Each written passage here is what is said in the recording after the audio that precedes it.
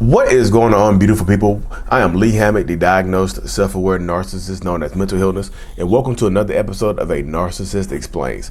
In today's episode, we're going to be talking about toxic workplace environments, y'all. So many people want me to talk about toxic workplace environments, toxic bosses, co-workers, and all the other good stuff. Like and subscribe for more. Thank you.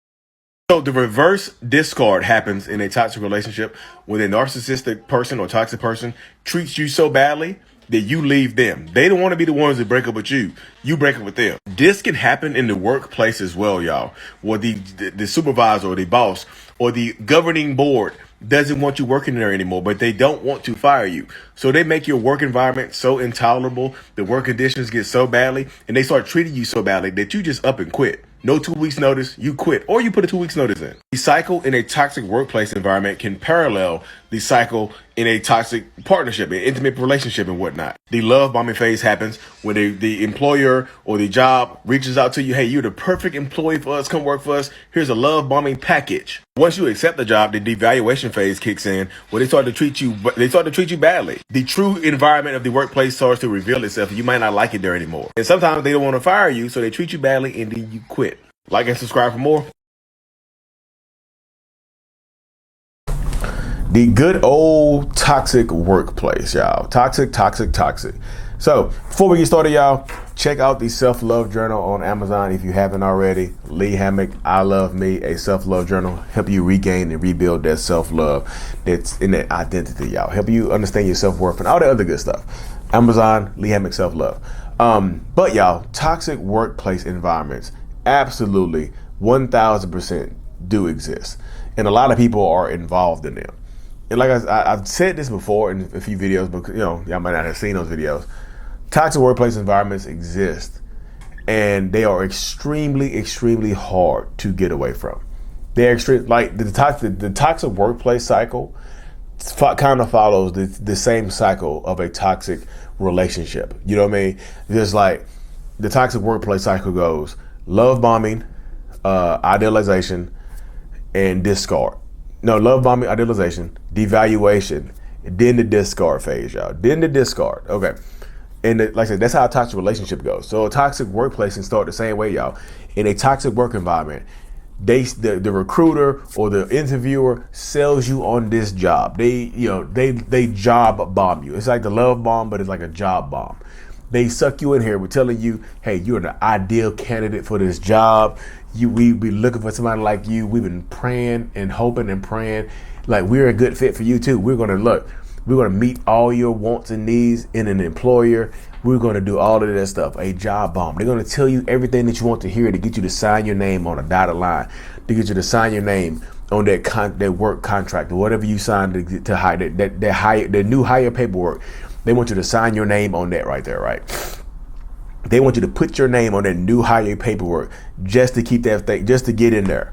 Once that job, they job bomb you, they'll train you or whatever. They'll tell everybody, but they'll show you around the warehouse or the office or whatever. Hey, this is our new guy right here. This is our new person, our new girl right here.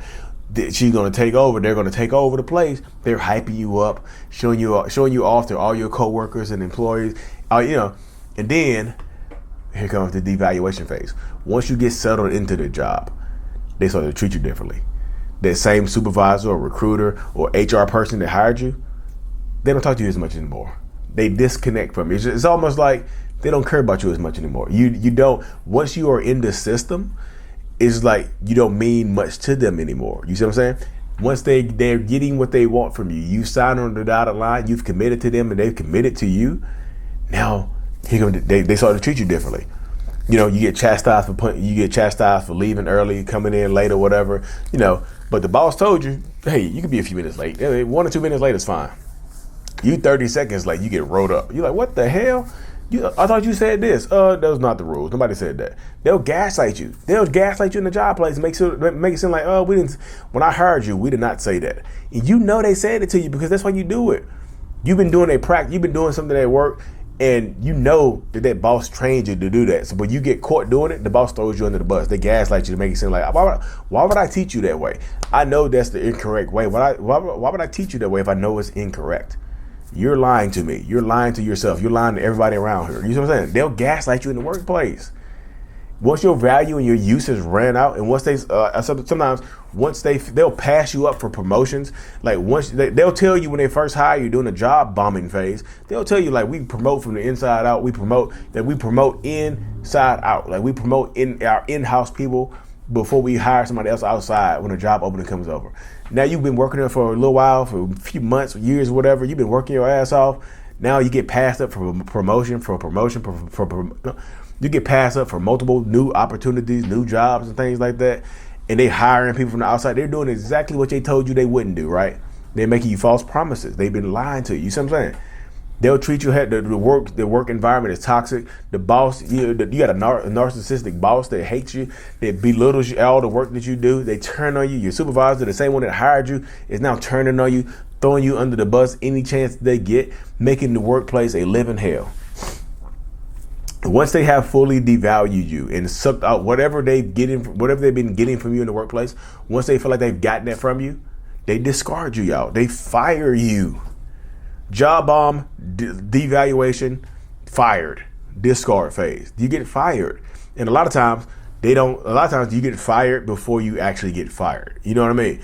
They'll start treating you so horribly and making your narcissistic, toxic ass boss will treat you so horribly that they make the work environment so uncomfortable that sometimes instead of you quit before they fire you. You get tired of dealing with this situation. You get tired of dealing with this situation. You get tired of working around it and things like that. And then you quit. You just like, you know what? I quit. And then you quit. You quit then.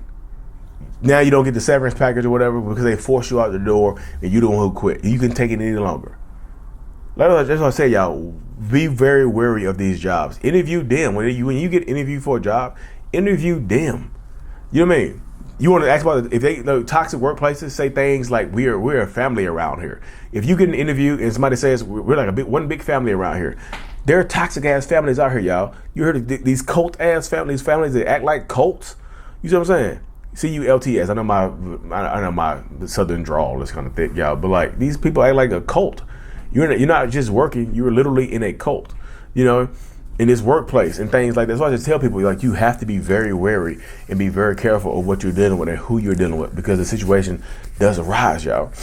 Interview them. I know people ask me how do I deal with a toxic boss, Lee? When you have a toxic narcissistic boss, y'all, you either have to stroke their ego and give them half credit for everything that you do, or you have to avoid them, or you have to avoid them. You know what I mean? Talk to them as little much as possible. You have to gray rock your boss.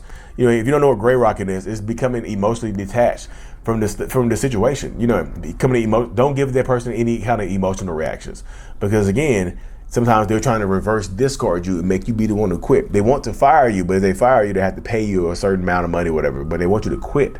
You know what I mean? Some of your toxic narcissistic bosses will, act. Some of them will actually harass you. You know what I mean? They'll harass you and things like that for favors in the bedroom and things like that. Y'all, just watch out for toxic narcissistic bosses and document everything, y'all. I'm not telling you to wear a damn body cam where you got to document stuff like that. But like, if your boss continuously chastises you for stuff outside of the work or whatever, I feel like you can start. Of course, this is not legal advice, but of course, be very wary of what state you're in. But if you can, record them, y'all. Be as safe as possible because, like I said, if they want to get you up out of there, they're going to paint the picture of you being a bad employee or you being a bad worker. You just don't listen. You know what I mean? Toxic narcissistic bosses want to take credit for everything. They have golden employees. They have scapegoat employees. You know what I mean? They have the golden employee that they treat like, they're up and coming, the supervisor junior. You know what I mean? Supervisor junior, executive junior here. Executive junior, CEO junior right here. And they have scapegoat employees or scapegoat employee or employees. You see what I'm saying? They'll treat y'all, everybody else gets the brunt of it. If something bad happens to the boss, the scapegoats are going to get the brunt. The scapegoats are going to get attacked. You know what I mean? That's the way it goes, y'all. So I tell people, like, if you're dealing with a narcissistic person in a workplace, you have to document stuff if you can. And you also don't, like, I know this is easier said than done, but don't take it personal. If they're launching attacks on you, don't take it personal, because a lot of narcissistic bosses are unhappy with who they are, and they project it onto their employees. And they'll treat you a certain type of way because they're not happy in their own life. Even if they're the CEO, even if they're rich, they're treating you badly because they're unhappy.